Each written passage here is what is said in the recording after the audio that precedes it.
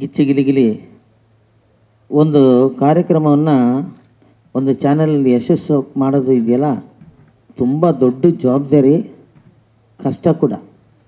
ಎಷ್ಟೋ ನಾವು ನೋಡಿದ್ದೀವಿ ಚಾನೆಲ್ಗಳಲ್ಲಿ ಕೆಲವು ಸೀರಿಯಲ್ಗಳು ಏನೋ ಈ ಥರ ಪ್ರೋಗ್ರಾಮ್ಸು, ರಿಯಾಲಿಟಿ ಶೋಸ್ ಬರುತ್ತೆ, ಒಂದೊಂದ್ಸಲಿ ಮಧ್ಯದಲ್ಲೇ ನಿಂತ್ಕೊಂಡ್ಬಿಡುತ್ತೆ.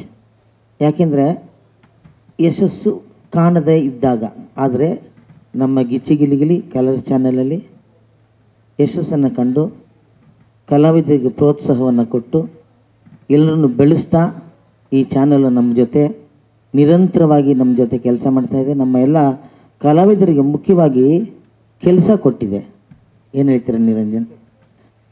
ಅದು ನಮಗೆ ಒಂದು, ನಾವು ಕಲಾವಿದರಾದರೂ ಕೂಡ ನೋಡಿ ಈ ಥರ ಒಂದು ಕಾರ್ಯಕ್ರಮಗಳು ನಮಗೆ ಪರ್ಮನೆಂಟ್ ಸೋರ್ಸ್ ಅಂತ, ಇದನ್ನು ನಂಬಿಕೊಂಡೇ ನಾವು ಜೀವನ ಮಾಡ್ತೀವಿ. ಯಾಕೆಂದರೆ ಅಷ್ಟು ನಮ್ಮನ್ನು ಬೆಳೆಸ್ತಾ ಇದೆ ಅಂತ ನನಗನ್ನಿಸ್ತಾ ಇದೆ. ನಾ ಕನ್ನಡಕ್ಕೆ ಹೋಗಿಲಿ ಸೀಸನ್ ಮಾಡಿದಾಗ ನಾನೊಬ್ಬ ಮ್ಯೂಸಿಕ್ ಡೈರೆಕ್ಟರ್ ಅಂತಲೇ ಯಾರಿಗೂ ಸರಿಯಾಗಿ ಕರೆಕ್ಟಾಗಿ ಗೊತ್ತಿರಲಿಲ್ಲ. ಕಾಮಿಡಿ ಮಾಡ್ತಾಯಿದ್ದೆ ಅಂತ ಅಷ್ಟೇ ಗೊತ್ತು, ಡೈರೆಕ್ಟರ್ ಅಂತ ಗೊತ್ತು, ಒಬ್ಬ ಸಂಗೀತಗಾರ ಅನ್ನೋದು ಗೊತ್ತಿರಲಿಲ್ಲ.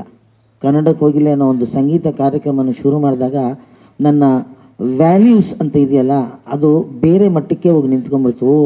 ಇಂತಿಂಥ ಹಾಡುಗಳಿದೆ ಸರ್ ನಮ್ಮದು ಅಂಥೇಳಿ ಜನ ಸಿನಿಮಾ ಥಿಯೇಟ್ರಿಗೆ ಬರೋದಕ್ಕಿಂತ ಹೆಚ್ಚಾಗಿ ಟಿ ವಿಯನ್ನು ವೀಕ್ಷಣೆ ಮಾಡ್ತಾರೆ.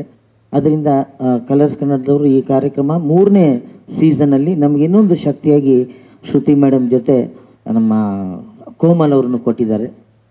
ನಿಮ್ಮೆಲ್ಲ ಪ್ರೋತ್ಸಾಹ ಈ ಚಾನಲು ಜೊತೆಗೆ ನಮ್ಮ ಗಿಚ್ಚಿಗಿಲಿ ಕಾರ್ಯಕ್ರಮ ತುಂಬ ಉತ್ಸಾಹದಿಂದ ಮುಂದೆ ಬರುತ್ತೆ ಅನ್ನೋ ನಂಬಿಕೆ ನಮಗಿದೆ. ನಮಸ್ಕಾರ.